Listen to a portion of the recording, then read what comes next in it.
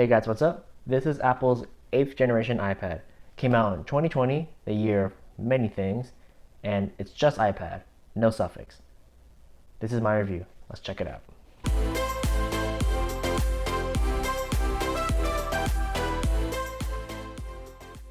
So design-wise, this iPad has stayed pretty consistent in the last couple iterations, with the 7th generation, which is the most recent one that we've had before this, pretty much looking exactly like this in every way. It still has that dated or iconic looking iPad design, depending on which perspective you're coming from, with a large forehead and chin bezel, with moderately sized side bezels. Now for tablets, the side bezel is allowed to be a little bit bigger because we gotta be able to hold the device without accidentally triggering the display. So that's something I'm kind of okay with. Now for I/O, the ports are the same as always. You have one lightning port and one headphone jack right on top. Now don't take this port for granted. Someday Apple's going to take this away from us. We should be celebrating we even get a charging block out of the box. On the bottom opposite side, we have bottom firing speakers. So they're just mono, no stereo sound out of this guy. While we're still on design, the iPad comes in just 3 colors: silver, space gray, and gold. Now the gold is what I have here. As you can tell, this finish is a little closer to rose gold. Now this particular model I have here is 32 gigabytes, and that's the base model. It starts at $329, and you can jump up to 128 gigabytes for another $100. Now personally, I would have preferred if Apple actually started up the entire lineup with 64 gigs as the base model, because not only do I find 32 gigs kind of anemic for today's standards, but by having it start at 64, you can have more customers, not necessitating the jump of paying more to get more storage. I really do think 64 gigs is the sweet spot, especially for tablets. For this 32 gigs right here, for example, I'm already at 24 gigs, and I transferred my entire iTunes library towards it, so music, 3 movies, and a couple productivities app. I got rid of GarageBand and iMovie, but I kept Pages.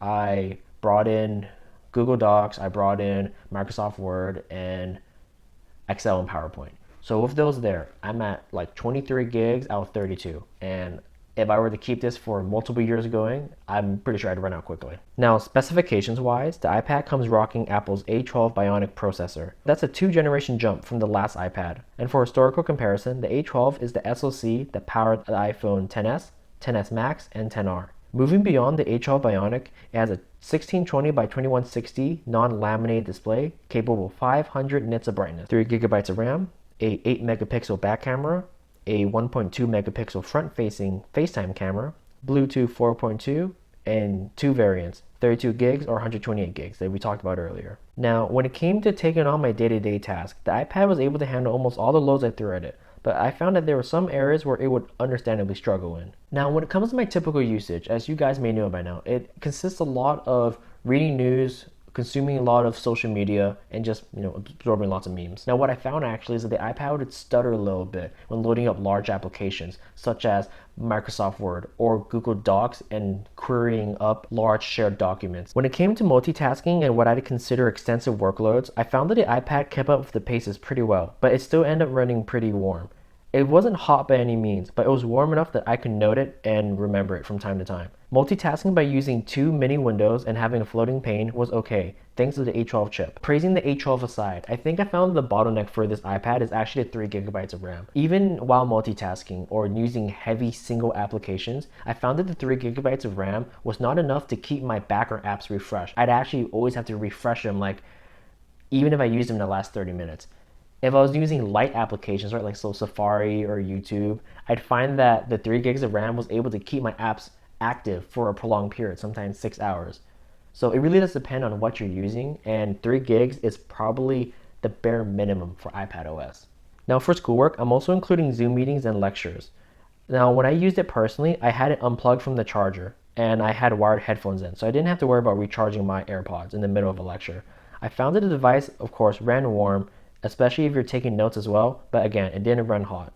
Now speaking of Zoom calls, let's talk about how you look in those Zoom calls. This is very ideal settings. I'm flanked with 2 bright lights here, and the image still is coming a little soft and not as much detail as I would personally like, but maybe you'd find this okay.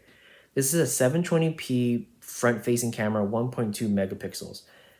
And I found that, well, funny enough, I actually had a classmate in a separate breakout room ask me if my Wi-Fi was okay or if I changed webcams because the quality was not as good as it used to be.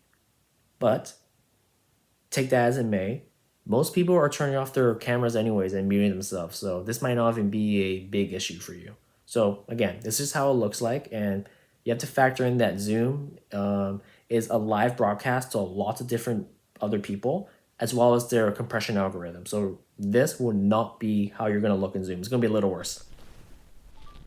Now for content consumption, this device handles it pretty well. My only complaint is that this is a non-laminated display, and it may seem very nitpicky, but that's just what I'm used to.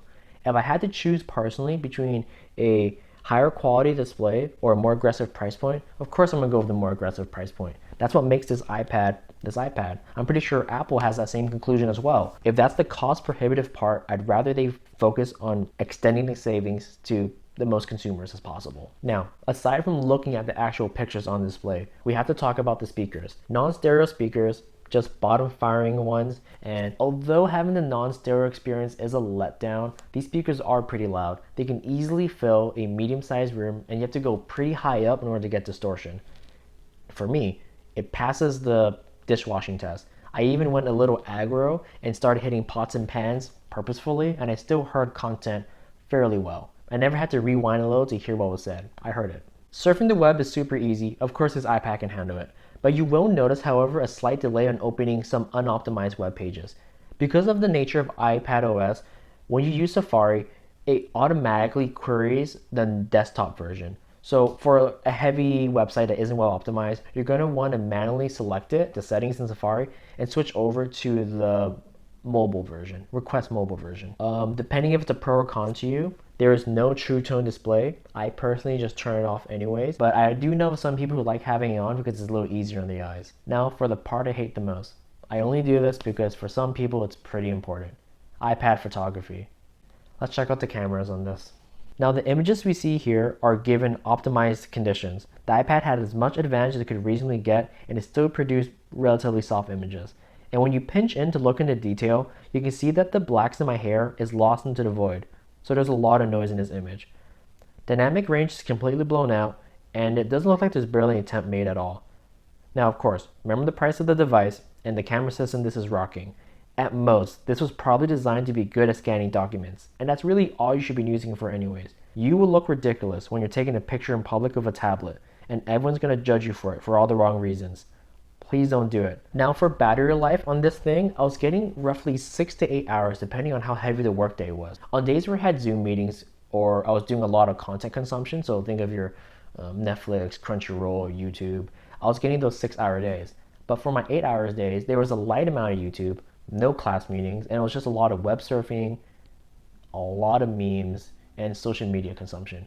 That's something this can handle really well. It's a great entertainment device. It can really distract you. Now, the display for the iPad is just 60 Hz, no ProMotion or anything, but you have to remember the price point that's okay. 60 Hz is really fine for most people. In fact, I'd say the vast majority of people. Also, this iPad does support the first generation Apple Pencil.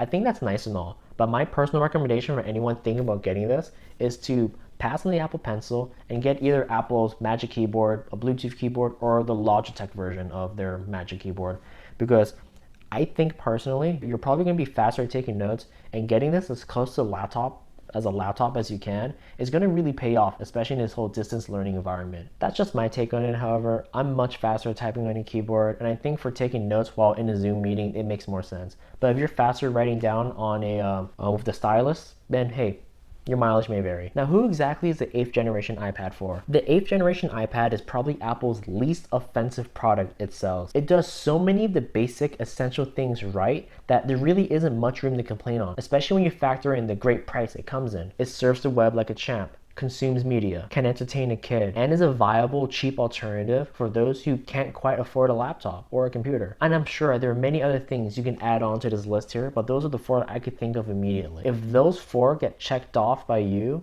I really would recommend this iPad. This is a solid recommendation, and if I can share a little anecdotal evidence here, I have some friends who use Androids, and they have iPads, because there are no great Android alternatives to the iPad. Now, there are Android tablets that have great build qualities, but what Apple iPads or what Apple tablets have is a great App Store ecosystem, long-term dedicated support, and these things here are built like a tank.